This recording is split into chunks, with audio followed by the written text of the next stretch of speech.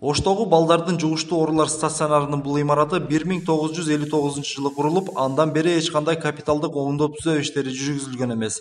Ошондуктан талапка жооп бербей калган имаратка бейтаптардан ар кандай сын пикир айтылып келчү.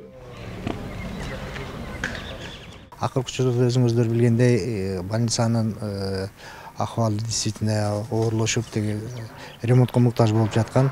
Өзүңүздөр деле бакалавр социалдык сеттерде немелерде деле чыгып, бул жер андай экен, андай деген сөздөр өтө көп чыкты.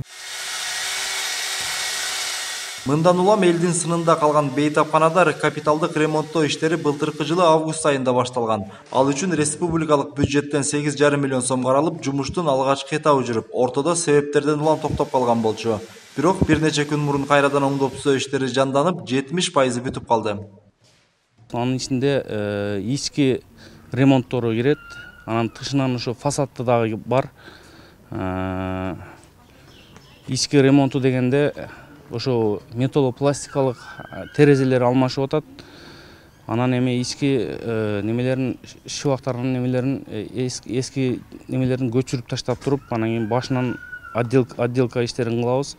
Анын ичине электромонтаж, сантехника иштери жана отопление, жылытуу системасы дагы бар да.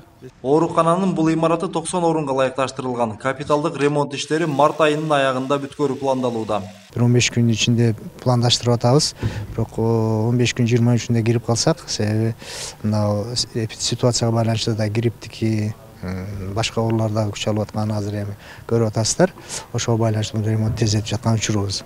Ал эми бул ремонт бүтсө, биздин мурдагы корпуста Черемушкада жайланышкан 2 корпус уже бул жака көчүп келет.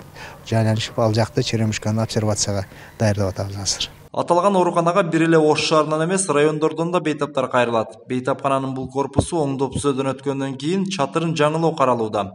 Ошондой эле кийинки айларда оорукананын башка корпустарында да капиталдык ремонт иштери башталар алдында турат. Эрмек Муратбек уулу, Мунарбек Арзыбек уулу, Пирамида Ош.